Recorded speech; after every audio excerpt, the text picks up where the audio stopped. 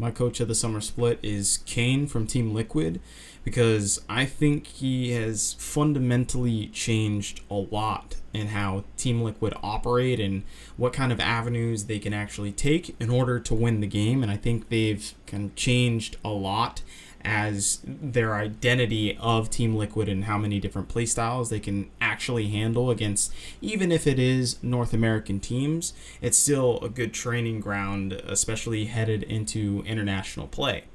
Now, Cain, when he came back from, MSI, considering they performed far better in semifinals against IG rather than their group stage performance, it was apparent that their playstyle was the extreme limiting factor for them. They really couldn't play through any other lane other than bot lane, so now TL have kind of changed that up by having impact on more carry-oriented or individualistic picks, which Cain, I think, deserves a lot of praise for in order to shift the weight into the top lane itself. Now, people may say, okay, well, Impact, actually, he's not really getting played through that much anyways, although I would argue, in a sense, that's his best strength, is that although he doesn't need to be played through, it's that he can function on these high-scaling champions such as Gangplank, or he can play Jace too and just ruin kids top lane as well, even if he has a ton of pressure from Xmithy coming through the jungle, or even if he doesn't. It's the fact too that he can just function on these carries by himself, and allowing these carries to be picked, I think that's a big plus from Cain, because previously we all knew Team Liquid as just this, okay, Impact, survive on your own top lane and also play tanks as well too, and then that's how Team Liquid just function, and that was their only way in order to win a game. But now they have a little bit more within their playbook, and hopefully coming into Worlds, this will actually come to fruition with all of their practice that they've been doing within the summer split. So I think Cain deserves a lot of praise for that, and it kind of takes a lot of balls to change up your play style in order to try and find international success later on, which a lot of teams have failed to do previously. So people say that Impact can only play tanks, but in reality, I think this team just functions better with Impact getting less resources because of the demand Doublelift has in the bot lane.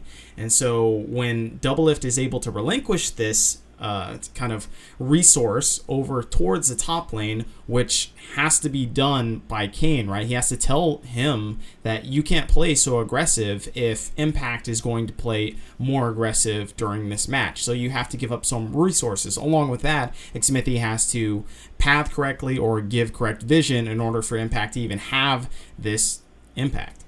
So now you might think Cain shouldn't win Coach of the Split, and I think this is the biggest thing that people are harping on, which is that it's because he has this great starting block as he has a super team, right?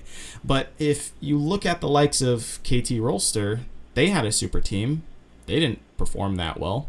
TSM with Sven Mithi, that was a super team, even though they had an amateur jungler, but still, every super team usually, in order to qualify as a super team, as I consider it, is that you have to have 4 people at least within that team that highly excel at their role and are considered a really phenomenal player. So Misfits also fits into that bracket, and you can see how shit they've done. So when you look at a super team, and you even can look at other games like FaZe Clan, all of these teams had fatal flaws, but it wasn't just because of one player.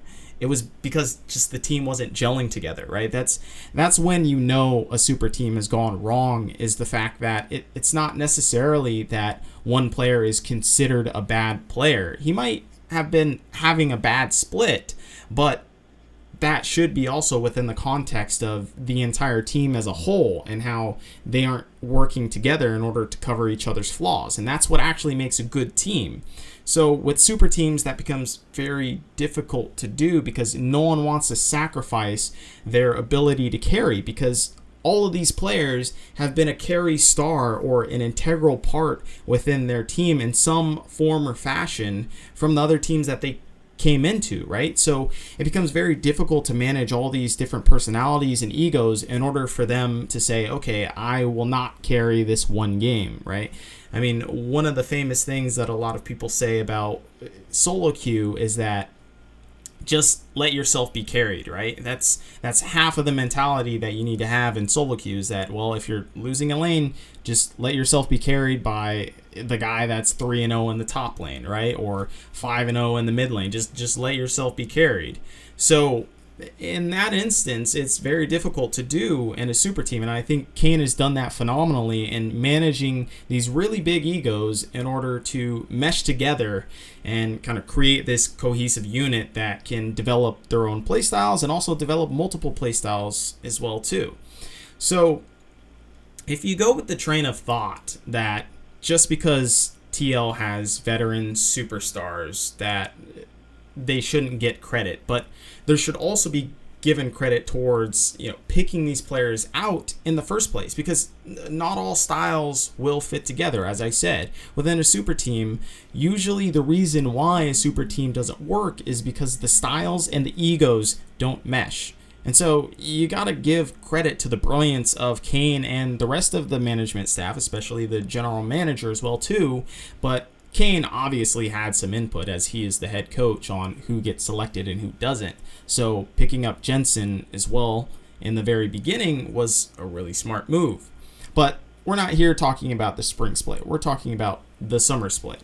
And I think having all of these guys work together in a cohesive fashion while also having Doublelift relinquish resources is probably the biggest boon and biggest credit that you can give Cain. So when it comes to training veterans up, it's as akin to the old saying of teaching an old dog new tricks. Now, what new tricks has Team Liquid learned throughout this time, and even in Summer Split? Well, we can see that Jensen has been far more team-oriented than he's ever been in his entire career. And that's actually saying something, because over on Cloud9, he was the primary carry in Cloud9. Well, they couldn't win without Jensen carrying pretty damn hard. So they would play through mid and jungle and get the 2v2 and then snowball the rest of the map. Well, Jensen has kind of put that into the past, and last time we saw Jensen within like an international setting or playoff setting, he usually pops off and he's usually able to carry more, whether this is a confidence thing or maybe this is Cain actually enabling him, who knows. But point being is that Jensen has kind of taken a backseat and put his ego to the side to say, okay, I can let Impact or I can let Doublelift carry, and sometimes I'll have the occasional pop-off game. Impact, I think he has just been allowed to unleash, his fucking repressed inner beast when it comes to actually playing top lane carries. And this is something that we really haven't seen since the old days of SKT, where he got his skin on Jax. So it's shown that Impact has been kind of unlocked and allowed to carry a certain amount of responsibility when it comes to carrying, and most importantly, having his teammates trust in him that he can actually carry a game, which he obviously can. Now you have Core JJ. I think he's just kind of completely taken control of the bot lane, and I don't think anyone would argue that Core JJ is actually the really aggressive one and the really big leader when it comes to the bot lane between the two, between Doublelift and him. So past a massive talent as Doublelift, I think he deserves a lot of credit. He's been looking extremely good this split, and people have been saying, well, it's either Core JJ or Sven Skaren that should be considered as MVP of the split. And I think you should put a little bit of credit towards Cain as well too, given that Core JJ has just improved time and time again. And we can also allude that to the idea that Cain was also a support as well back in the day. So you can see there's a little bit of cross-reference between those two. But that's inference and not actual complete substantial data. But, of course, we're all kind of fucking speculating on Coach of the Split anyways and what they actually fucking do, which is the most difficult part about this award, of course. So Going to Double Lift, I think the biggest thing about Double Lift is that he's actually taken a backseat, and I think that's a really good thing. Normally, it's not a good thing for your superstar, and I would still consider him the superstar of this team, even though the entire team is a super team. But this guy has relinquished his ego, relinquished his resources in order for him to win, and that is seemingly all he wants to do now, is to actually win the game. And this has been an avenue in which I think Cain has instilled within Double Lift to say, hey, you don't have to carry every game. You have teammates that you can trust. Like, just believe in them. And I think that's also alluding to the fact that Jensen was brought into the mid lane as well too, because now that's a more solid carry rather than Pobelter. So all in all, I'm not saying that it's not easy to train a rookie player. Like, I know developing a rookie talent is hard in and of itself, but I think that developing a veteran talent to past what they were before, and a superstar veteran talent past the heights of what they were before, to add more weapons into their arsenal, I think that's actually an incredible feat and really extremely difficult.